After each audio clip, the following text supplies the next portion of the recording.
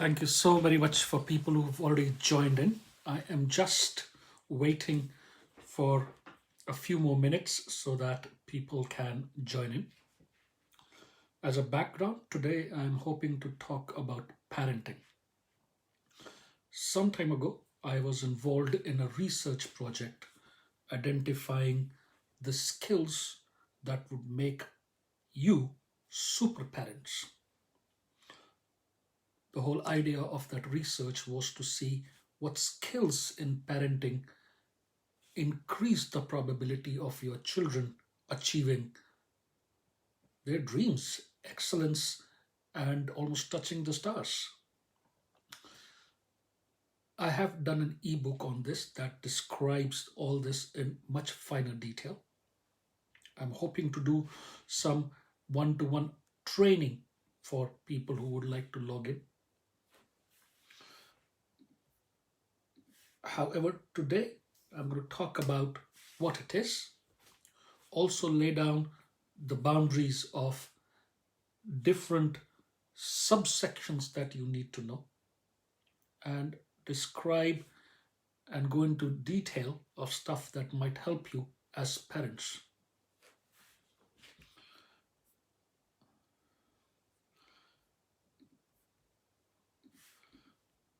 As you can well imagine, I'm just trying to share the link with people that I know.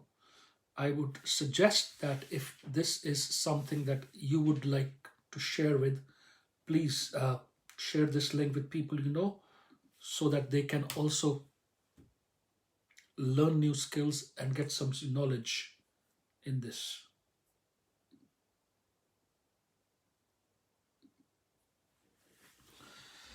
Uh, we are just 30 seconds away, and let me share with you the background that I started working on parenting as a part of my work when I was dealing with some incredibly skilled parents who were taking care of their children who had difficulties. And from there onwards, my interest in parenting kind of grew so that I could collect the core skill sets that they were using.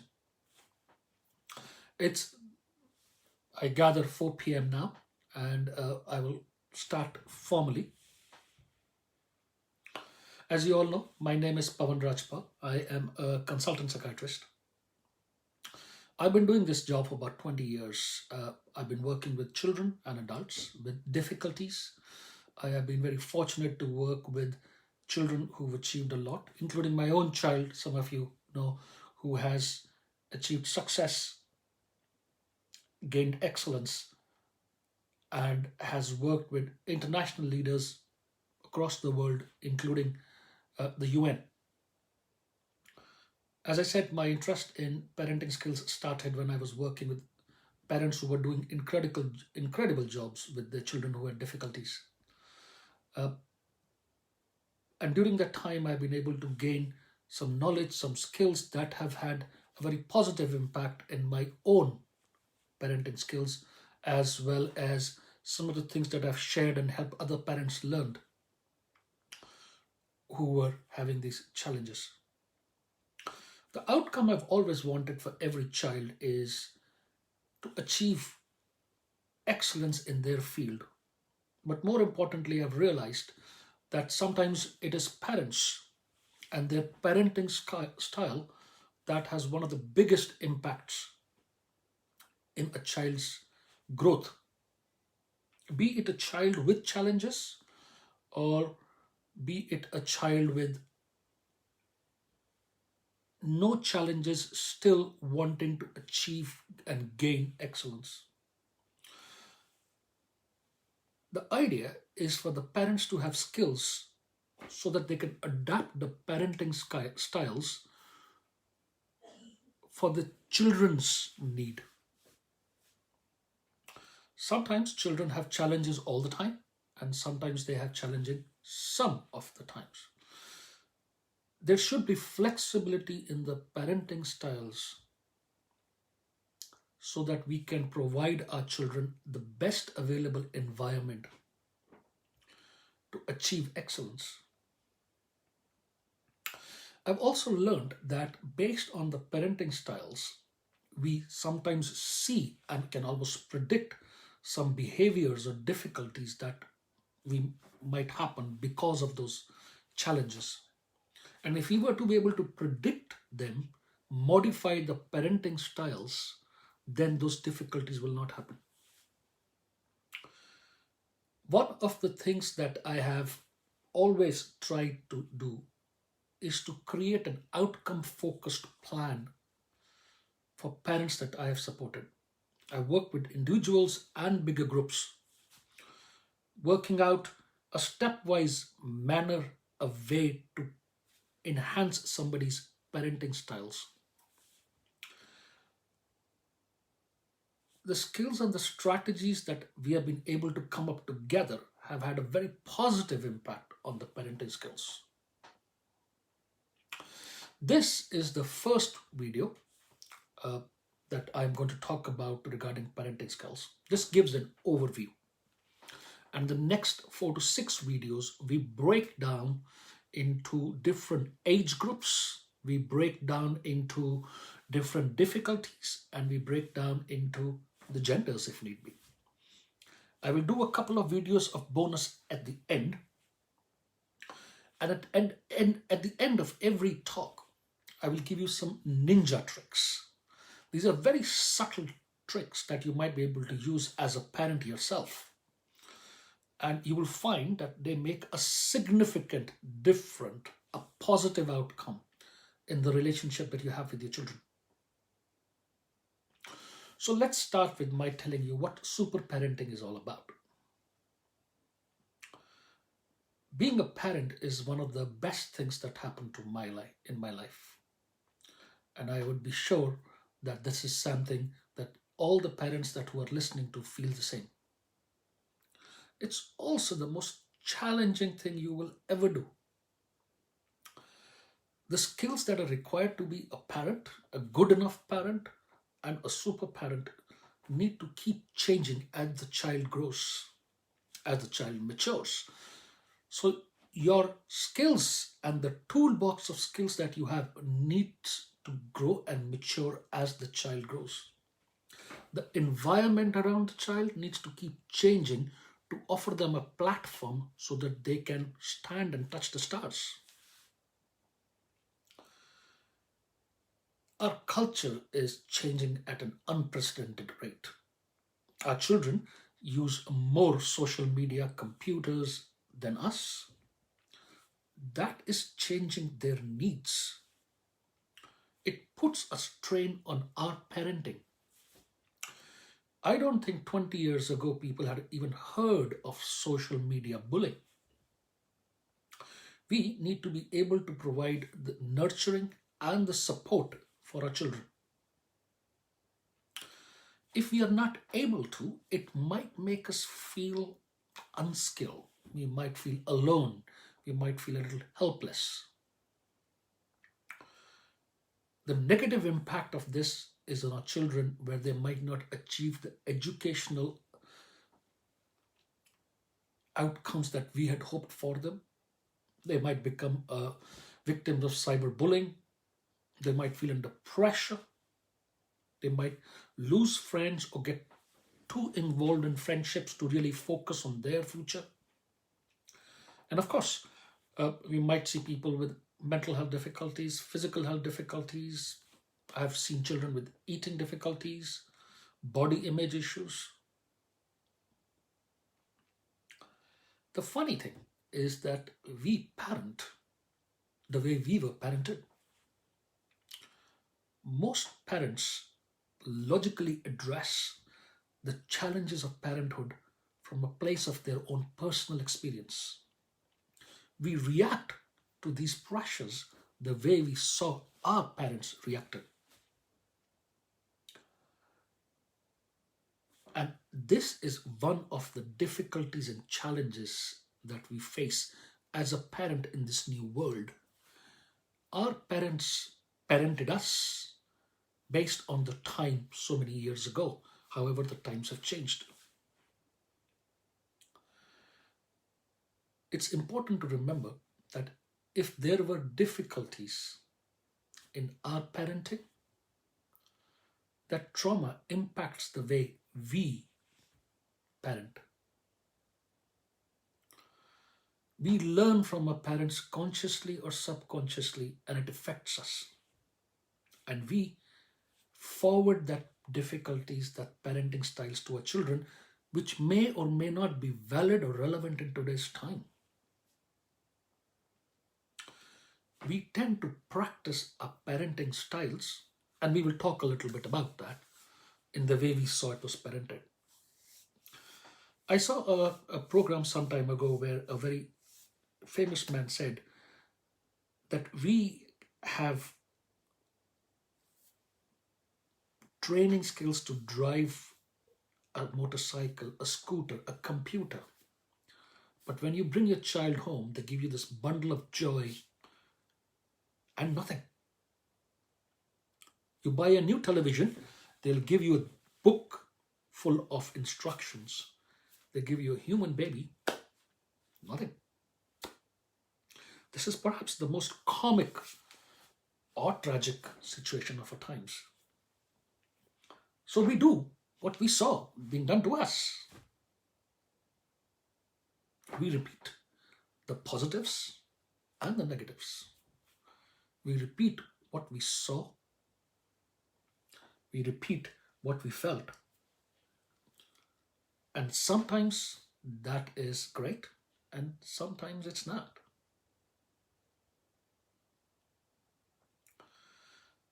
Super parenting is about learning new skills and, more importantly, feeling empowered with them. It's about achieving excellence in parenting so that you are able to manage anything that your lovely child throws at you. It's about being open minded, it's about being perceptive, it's about being agreeable to learn the skills that might be different from how you were parented. We will talk about some of the ninja skills that you might benefit from when parenting your children now. And over a period of this time, when you're hearing these talks, you might learn where those skills are relevant, where they come from. The most important thing for you to remember is to understand that your child is a unique individual. Your child is not just an extension of you. Your child doesn't have the same values and experiences as you've had. Though he or she is your child, their experiences, their pressures are different than yours.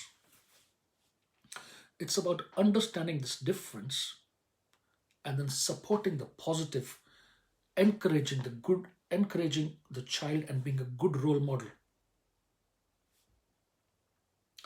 It's very important that you act on a wider perspective than just the present situation. It is so very easy sometimes to lose temper or say things because what is happening now. However, always remember parenting is a timeline, longer situation thing. It's about always having those enhanced thinking patterns and behavioral styles. There's research to show that skills used as a part of super parenting creates happy homes. Children feel more safer, more loved. They are naturally more cooperative, so there's less stress, there is less arguments within the home. And this leads to the child being able to be more curious, more in a mindset of being able to learn better, learn more. The whole household has better mental health, higher levels of success. I hope to help you learn skills to manage difficult situations as well, because they are also an important part. As you will realize that you and your child are different individuals, there's bound to be topics, situations, day to day things that you will see to it differently. Always remember your default parenting style is effectively replaying what you were parented as. If there is trauma involved, then that will have an effect. Because you were parented at a different time, different environment, different situation, and your child is a unique individual, you need to have more flexible attitude towards parenting. There are different parenting styles, and we will talk about them. However, the important bit is to remember you need to know about all the parenting styles so you can change from one to another depending on your child's need at that time, on that month, in that week, in that year. You need to be able to shift from one to another depending on what your child needs to achieve excellence. So let's go with it. Types of parenting. The first one's inattentive parenting. It's when the parents let the child do whatever they want. They are uninvolved, a step back. They are not responsive to their emotional needs. Only having this kind of parenting style can have a negative impacts because the child does have emotional needs, different kinds to different age groups. A child grown up like this will not have any clear boundaries, any consequences of behaviors, and that can have a negative impact if it's done at the wrong time. After inattentive parenting, we have the second type, which is called permissive parenting. This is where parents are very relaxed, discipline is inconsistent, they have set very low expectations, and sometimes they will try to bribe a child by using toys and gifts to achieve compliance. Again, there is a place for this kind of parenting, but if used too much, a child doesn't really learn a lot. Third, authoritative parenting. Rigid, strict parenting with high standards and harsh punishments. There is no space, no safe space for the children to think for themselves or make mistakes or understand the reasoning as to why certain things are being asked. They tend to become withdrawn, they lack creativity and develop a victim attitude. And this can have a significant impact in future. And we will talk about the child feeling a victim throughout their life in further talks. And then there is democratic parenting. This is where parents involve the child in a decision making, especially on topics which affect their life directly. A child will experience a sense of security, confidence, freedom, eventually leading to emotional and social independence. This will drive their internal drive to success.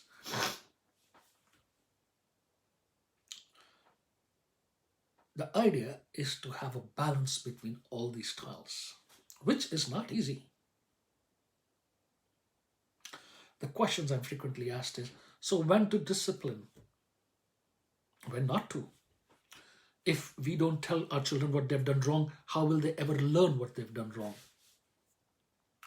Our personal experiences, our traumatized mindset often cloud this ability to make this call. It can lead to decisions or inappropriate parenting. All of us feel we have parented our children in the best way possible because that's the only way. There is no one way.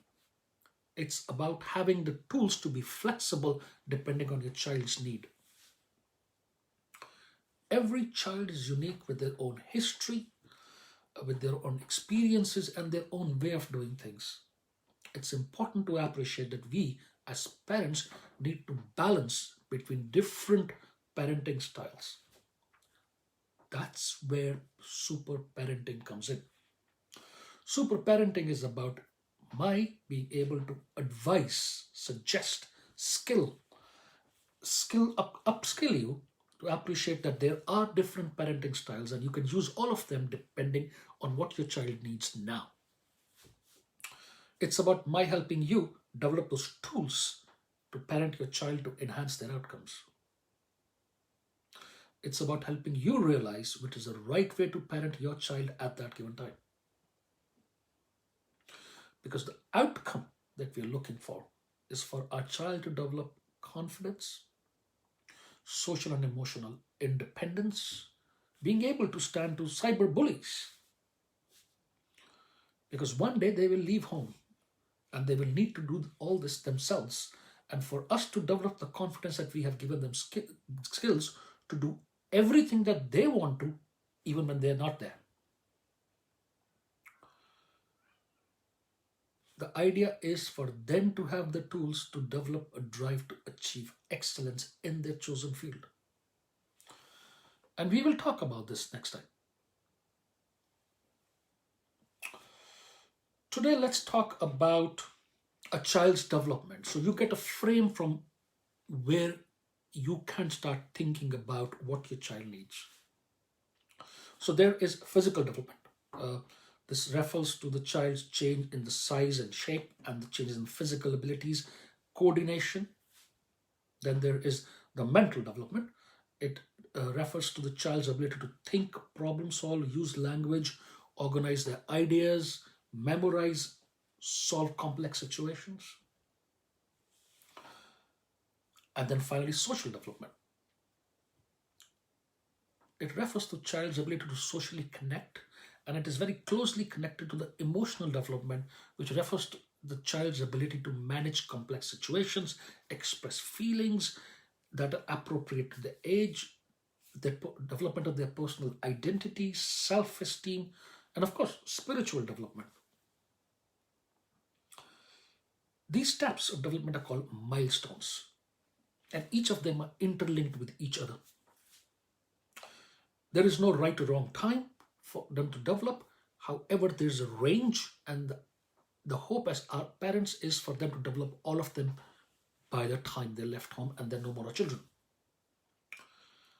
The interesting bit is that each child expresses their needs to develop it. We need to be perceptive enough to read, to respond. These are extremely important skills for a child to have so that they can develop well-being, continual growth, and achievement. Our aim is for our children to develop emotional security and build a bond with us, with themselves, and their future. Super parenting is about using a specific language to first hear and see what the child is saying, talking about, and then helping your children achieve the steps that they need to learn to achieve progress in life.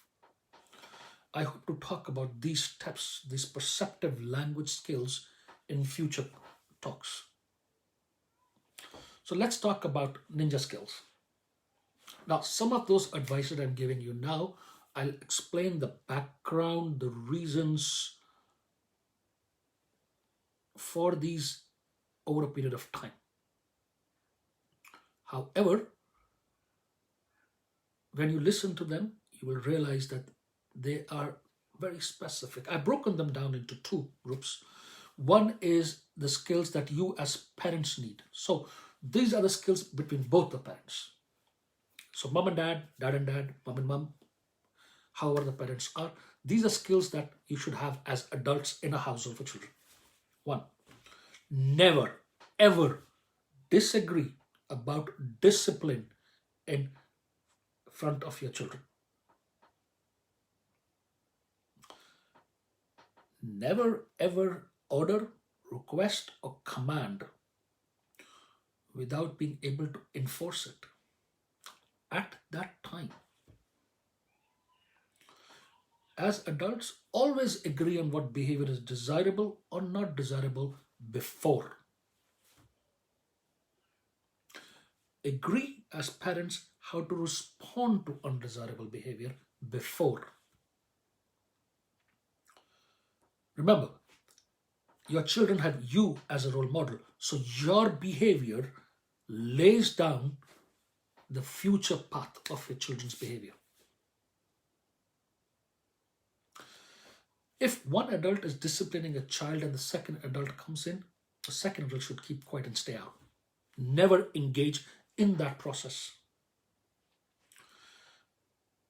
Most important, disciplining should not only be the mother's or father's job, it should be something that's split equally. And you should never use disciplining as, let me give you an example.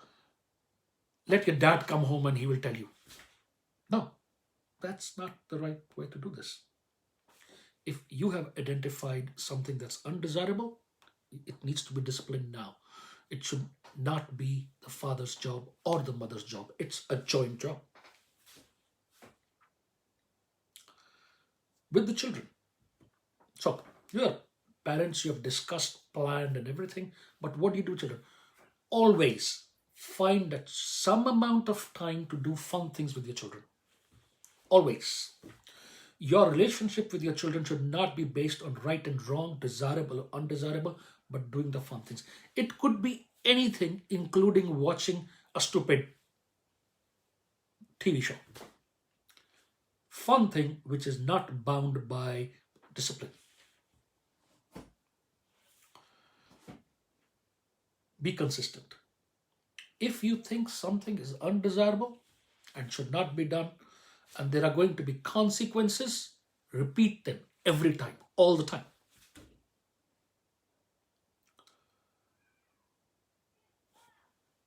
Tell your child what you are going to do if an undesirable behavior happens and deliver it all the time before that happens.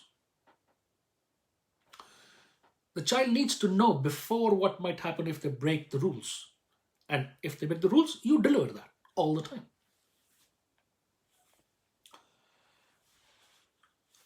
The trick here is to be very clear what the undesirable behavior is. While I was growing up, more than once I was told to do my homework. I was not always doing it. So my mother would frequently tell me, do your homework. And that I would say, well, no homework. Or I'm not interested, or I was playing. I think it's important that the child is told what the undesirable work is. So just saying your room's messy is not good enough. It should be, for example, you left the dirty clothes on the floor. They need to be picked up and put in the laundry basket. Or your bed is not made, so you need to make it.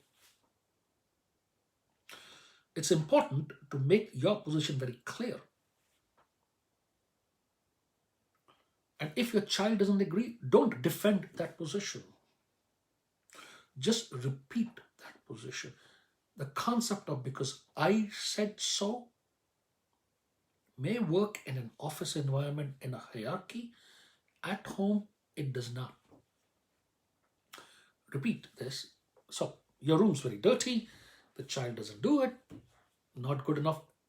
Your clothes are on the floor. They need to be put in a laundry. Your bed is not made and needs to be made. Repeat that. Why I will not do it. Try not engaging with that. Your clothes are dirty on the floor. They need to go on the laundry basket. Please do so. Saying your room's messy is not good enough. And responding or defending your position is not helpful.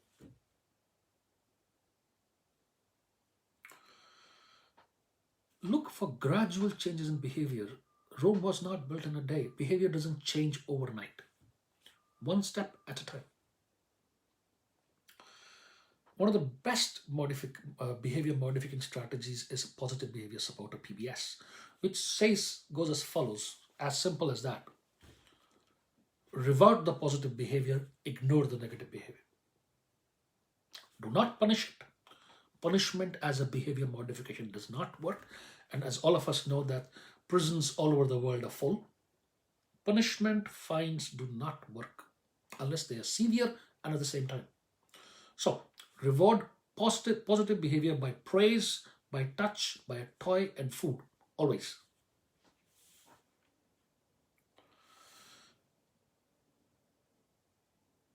I hope some of these strategies and knowledge is helpful.